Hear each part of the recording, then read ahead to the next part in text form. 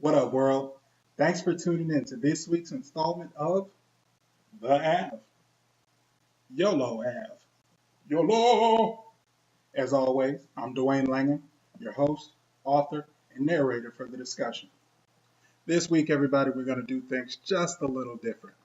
It's going to be a different type of segment I call Hitting the Books. Ugh, here we go again. Just when I thought he was getting interesting. Books? Man, I graduated. Do you know how hard it was? Don't worry, folks. There's no homework here, and before you get all reading rainbow paranoid on me, all that means is we're going to go ahead and discuss a book referral. Oh, so now this cat getting paid to talk about books? Don't worry.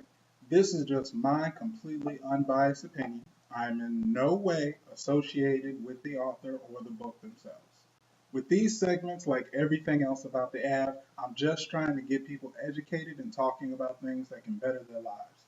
These are going to be book referrals I've chosen out of my own collection, books that I've read. Someone referred it to me, so I'm going to refer it to you. Nothing more. For this book referral segment, the book of choice is going to be Jeff Olsons' The Slight Edge. All right, now, let's go ahead and get started and dig in. To tell you a little bit more about the author, his name, like I said, is Jeff Olson. He's a successful entrepreneur. He's owned businesses, ran companies, was a CEO of a business, and is also known for his self-development and self-improvement writing skills. If you want to know more, feel free to go ahead and look him up on the web. The reason I've chosen this book is because, like I said, it was referred to me by a friend, and I thought it was a really great read. It has some awesome information that I think can better anyone who reads it. If you're somebody who's seriously interested in being the best you possibly can, then I think it's worth picking up and giving it a look. My name is Dwayne Langham, and I approve this message. So what's so great about the book, you may be asking? Essentially, this book touches on how we as people, humans, process information. A couple of good points that Jeff brings out throughout the writing. Nowadays, with the information age, you can get knowledge on practically anything at your fingertips at any given moment. But another valid point that Jeff makes is that people are still experiencing the same old problems. Oh, if I could lose these pounds, I'd be happy. Man, if I can figure out how to stack bread and get my money right, I'd be on it. I just want to find that special somebody. Why can't I get relationships right? I bring these up simply because they're the most common topics amongst people with problems, which would be all of us. Oh yeah, you too. I mean, you are human, right? Okay then. There's a great quote in the book Jeff Olson pulls from Jim Rohn. He says, all the things that you need to do in life to be successful are very easy to do. The problem is that all those same things are just as easy not to do, if not easier. So what it's saying, getting back to how we process information, you would think that with all this information at your fingertips, society as a whole would be bettering itself. I mean, how could you not get in better shape with so many good choices and health consciousness that's available to the masses? With all those how to do it, get rich, successful, self-improvement writings and literature out there, how could you not find something that tells you how to improve yourself?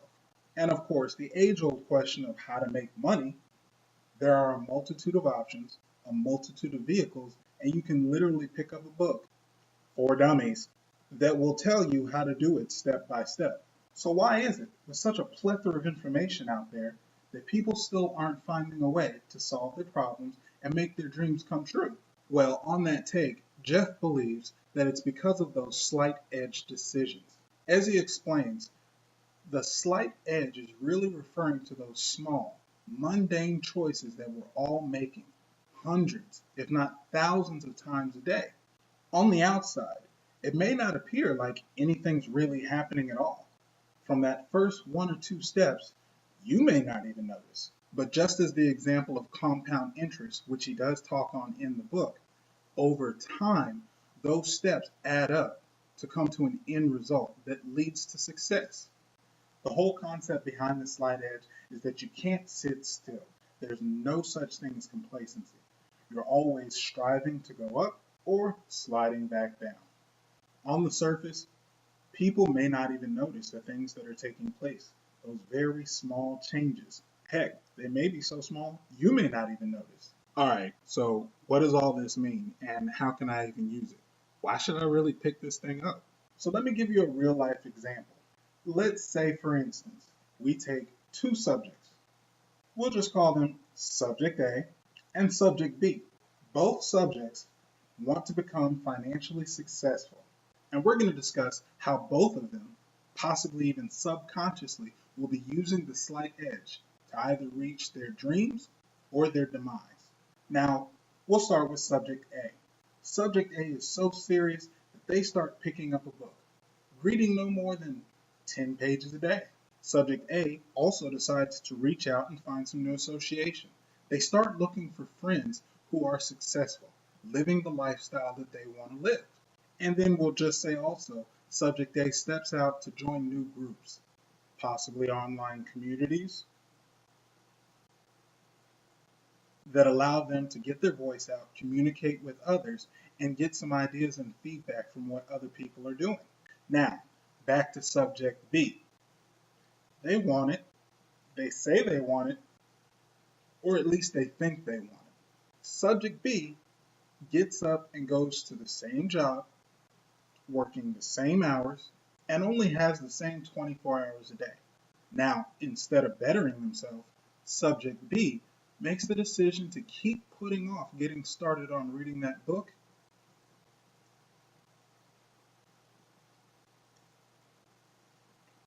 and instead they decide to keep watching the boob tube or let it watch them.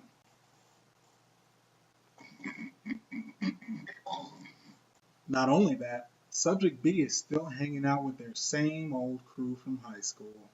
Now, I'm sure they're great people, but all in all, they're probably doing the same washed up things that have gotten them what they got in the past. Struggling from check to check, not aspiring to be anything more, and just perfectly A-okay with where they are. Not only that, Subject B doesn't have much time to pick up any new, better habits because they're too committed to the bowling league every Wednesday, Friday, and Sunday. Now, taking Subject A and Subject B. Over the course of the first few days, you might not even notice a difference, but compounded over time, they are going to become drastically different. This is the concept that the slight edge is all about. At any given time, we are making choices throughout the day that's going to send us either closer to our goal or further away. If you look further into the future, 6 months to a year down the road, Subject A, for instance, has finished 1,800 to 3,600 pages of a good book, which can be anywhere from 10 to 15 self-improvement books. With that type of knowledge, I'm sure you can make anyone a completely different, improved, and changed person. Not only that, Subject A has been associating with a new group of people. So now they're in better circles, with people with better habits, more dedication, commitment, networking. The possibilities are endless. And then to make things even better, that online networking has plugged them into a successful, positive, growth-enriched environment and really took off to a more successful lifestyle and choice in habits. Now let's look back at Subject B. It was so easy to put things off 1 or 2 days at a time, which became 1 or 2 weeks. After a while, a few months went by. Subject B still doesn't feel any more motivated and is just dreaming about someday. Oh, and hanging out with the same old friends from high school, doing the same old things that they've always done, has Subject B getting the same old results they've always gotten. But let's not forget, they became bowling champs 3 months in a row, which honestly did absolutely nothing for their financial standing in life. Matter of fact, don't they have dues? So they probably even lost money. Now, initially, let's be honest, the person who makes those choices may feel a little bit uncomfortable at first. They're learning new things, and obviously when you're outside of your comfort zone, things can be a little uneasy. But in the long run, that individual who makes those right slight edge decisions and goes through that initial discomfort is going to be more comfortable further down the road as they experience success. Meanwhile, the individual who doesn't make those changes stays snug as a bug in their comfort zone.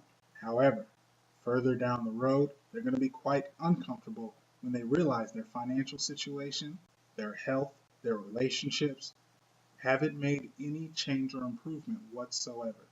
Then they become dissatisfied. After all, it takes an entire lifetime to be a failure. Just something to ponder. This quick example, my friends, is exactly the points that Jeff Olson points out in further detail in the book, The Slight Edge. If I've piqued your interest or it sounds like something you can benefit from, I guarantee it is. This is an absolute great read. And just like it was referred to me by a good friend, I'm paying it forward to you so you can benefit also. I urge you to go out, check it out. It's on audiobook, or you can pick it up and read it the old-fashioned paperback way. Until next time, as always, I thank you for tuning in to The App. Make sure to drop comments. Let me know what you thought about the video, or maybe if you know anything about the author, or have even read The Slight Edge already. Be sure to share it with the rest of your friends. Maybe they'll get some useful information from the book. Start up some dialogue so we can discuss. And as always, so you can stay tuned and up to date, make sure you click down there and hit the subscribe. I'll see everybody next week and wish you success. Peace.